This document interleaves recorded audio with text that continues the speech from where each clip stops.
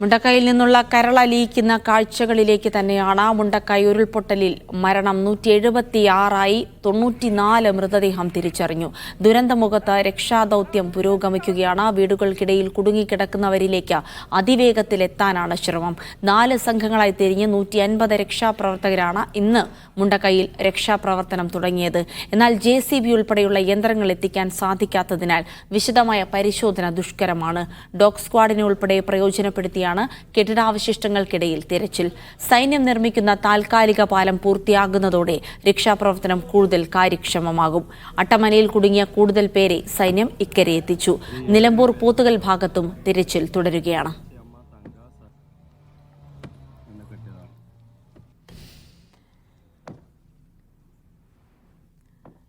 കൂടുതൽ വിവരങ്ങൾ നൽകാനായി അസ്ലമും ചൂരൽമലയിൽ നിന്ന് മുഹമ്മദ് അസ്ലവും ഒപ്പം തന്നെ സാജിദ് അജ്മലും ചേരുകയാണ്. ആദ്യം അസ്ലമിലേക്കാണ്.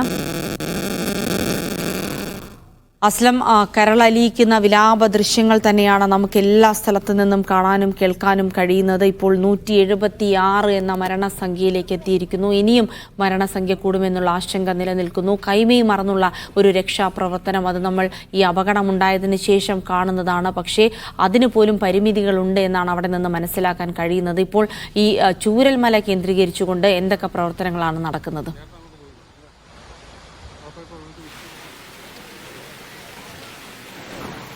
കേരളം കണ്ട ഏറ്റവും വലിയ പ്രകൃതി ദുരന്തത്തിന്റെ ഒരു കരളലിയിപ്പിക്കുന്ന കാഴ്ചകൾ തന്നെയാണ് ചൂരൽമലയിലും മുണ്ടക്കയിലും അട്ടമലയിലൊക്കെ തന്നെ നമ്മൾ കണ്ടുകൊണ്ടിരിക്കുന്നത്. ഇതുവരെ നമുക്ക് മരണസംഖ്യ 176 എന്നുള്ളതാണ് ഏറ്റവും വലിയ സംഖ്യ. അതേസമയം ഇത് ഇനിയും വർദ്ധിക്കുമെന്ന ആശങ്ക തന്നെയാണ് മുണ്ടക്കയിൽ നിന്നുള്ള രക്ഷാപ്രവർത്തകർ നൽകുന്ന സൂചന.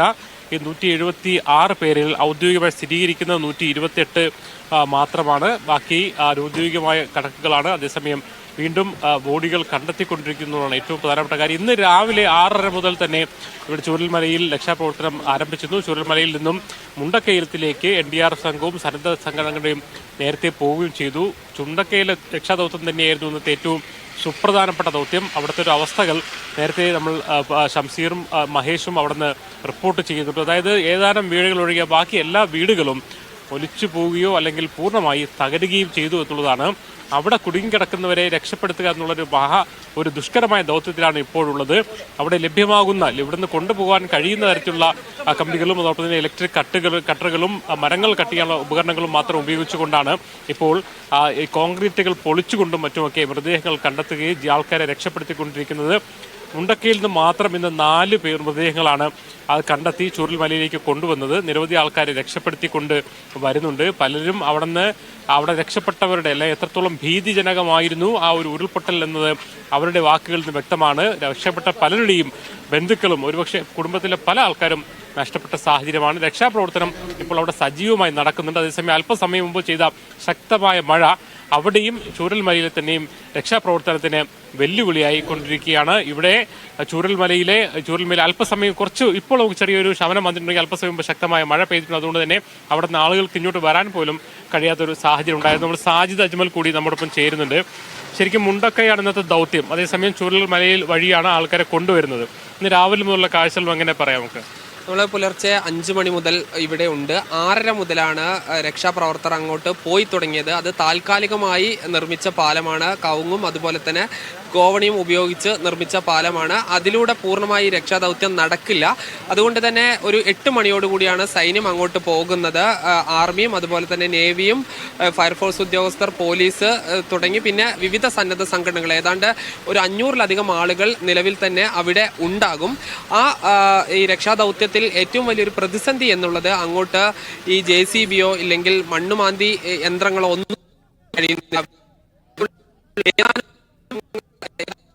മാത്രമാണ് ഈ രക്ഷാ അങ്ങനെ അവർക്ക് നേരിൽ കണ്ണിൽ കണ്ട അങ്ങനെയാണ് 4 മൃതദേഹങ്ങൾ എടുത്തത്. ഇനി താൽക്കാലിക പാലം എത്രത്തോളം പൂർത്തിയായിട്ടുണ്ട്? ഒരു ബെയിലി പാലത്തിന്റെ നിർമ്മാണം നടന്നുകൊണ്ടിരിക്കുകയാണ്. സാധാരണ ഈ സൈന്യം അവരുടെ ഈ അടിയന്തര ഘട്ടങ്ങളിൽ നിർമ്മിക്കുന്നതാണ്.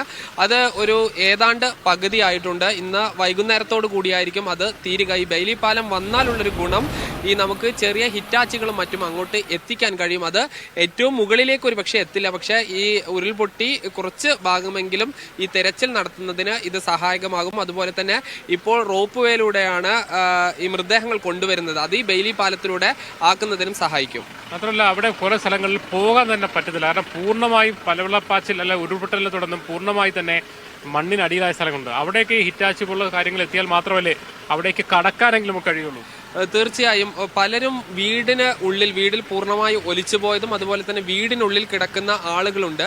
ഇതെല്ലാം തന്നെ തിരയണമെങ്കിൽ ഈ ഹിറ്റാച്ചിയോ ഇല്ലെങ്കിൽ വലിയ JCBകളോ വേണം. പക്ഷെ അത് ഇല്ല. പലപ്പോഴും ഇന്നലെ പോയ ആളുകളൊക്കെ നിസ്സഹായതയോടുകൂടി മടങ്ങി വന്നിരിക്കുന്നു. ഇന്ന് ആളുടെ എണ്ണം കൂടുതലുണ്ട്, വലിയ എണ്ണമുണ്ട്. ആ രീതിക്ക് ഏതെങ്കിലും ഈ ആളുകളെ കാണുകയാണെങ്കിൽ അവരെ പുറത്തെടുക്കാൻ പരമാവധി ശ്രമിക്കുന്നുണ്ട്. ഇപ്പോൾ ഈ മഴ ഒരു വെല്ലുവിളിയായി നിൽക്കുന്നു. ഇന്ന് രാവിലെ മുതൽ ഉച്ചവരെ ഒരു നല്ല കാലാവസ്ഥയായിരുന്നു, പക്ഷേ പിന്നീട് മഴ പെയ്യുന്നുണ്ട്. ആ മഴ തുടർന്നു കഴിഞ്ഞാൽ അത് ഈ രക്ഷാപ്രവർത്തനം നടത്തുന്നവർക്കും വലിയൊരു ഭീഷണിയാണ്. അതുകൊണ്ട് ഒരു ജാഗ്രതയോട് കൂടിയാണ് ഈ രക്ഷാപ്രവർത്തനം മുന്നോട്ട് കൊണ്ടുപോകാൻ കഴിയുള്ളൂ. അത്തരത്തിലുള്ള ഒരു ഭൂപ്രകൃതിയാണ് ഇവിടെ ഉള്ളത്. ഈ ചൂരൽമലയിൽ നിന്ന് എന്തെങ്കിലും ആൾക്കാരെ കണ്ടെത്താനോ അങ്ങനെ കഴിഞ്ഞിട്ടുണ്ടോ?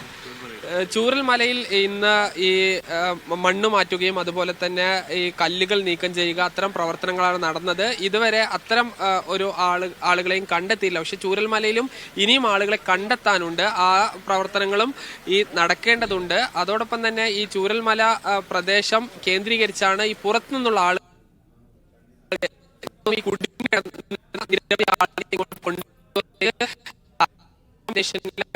മൂന്ന് പാളികൾ പൂർണ്ണമായി ഒഴുകി ആളുകളെ, പ്രത്യേകിച്ച് ചെറിയ കുഞ്ഞുങ്ങളെ ഇങ്ങോട്ട് എത്തിച്ചു. ഹാരിസൺ പ്ലാന്റേഷനുള്ള മുഴുവൻ തൊഴിലാളികളെയും, അവരെ ഇതര സംസ്ഥാന തൊഴിലാളികളാണ്, അവരെ മുഴുവനായി മാറ്റിയിട്ടുണ്ട്. ഇനി മുകളിൽ കുടുങ്ങിക്കിടന്നിരുന്ന കുറെ ആളുകളുണ്ട്, അവർ ഇങ്ങോട്ട് വരും. അവരെ കൂടി കാത്തു നിൽക്കുകയാണ്. ഈ പാല നിർമ്മാണത്തോടു കൂടിയാണ് ഒരു പൂർണ്ണ തോതിലേക്ക് രക്ഷാപ്രവർത്തനം നടക്കൂ. നമുക്ക് ഈ രക്ഷാപ്രവർത്തനത്തിൽ നായകൾ ഉൾപ്പെടെയുള്ള കൊണ്ടുപോയിരുന്നു. അത്തരം എന്തൊക്കെ കാര്യങ്ങൾ കുറച്ച് അഡീഷണൽ ആയിട്ട് ചെയ്യാൻ കഴിഞ്ഞിട്ടുണ്ട്? ഇന്ന് ഏറ്റവും പ്രധാനപ്പെട്ടത് ഈ രക്ഷാപ്രവർത്തകർക്ക് കൂടുതലായി അങ്ങോട്ട് എത്താൻ പറ്റി. അതിന് ഈ സഹായകമായി ബെയിലി പാലമാണ്. അതോടൊപ്പം ഈ പോലീസ് നായ്ക്കളെ അങ്ങോട്ട് എത്തിച്ചിട്ടുണ്ട്. 3 നായ്ക്കളാണ്. അത് ഈ പ്രത്യേകം പരിശീലനം ഉള്ളതാണ്. അതായത് ഈ ഭൂമിക്കടിയിൽ ഒരു പരിധി വരെ വലിയ താഴ്ചയിൽ അല്ലെങ്കിൽ മൃതദേഹമുണ്ടെങ്കിൽ ഇത് മണം പിടിച്ച് അറിയിക്കും. അതോടൊപ്പം തന്നെ ഈ ജീവനോടെ ലഭിച്ച നായ്ക്കളുണ്ട്. അവ ഈ രീതിയിൽ ഈ അതിന്റെ ട്രെയിനേഴ്സിനോട് വിവരം നൽകുന്ന, സന്ദേശം നൽകുന്ന രീതിയുണ്ട്. അതും ഒരു പരിധിവരെ ഉപയോഗിക്കുന്നുണ്ട്. അത് പക്ഷേ വളരെ വിശാലമായ സ്ഥലമാണ്. ഈ കുറച്ച് സ്ഥലത്തെങ്കിലും അത് പ്രയോജനപ്പെടുത്താൻ കഴിയുമെന്നാണ് പ്രതീക്ഷിക്കുന്നത്.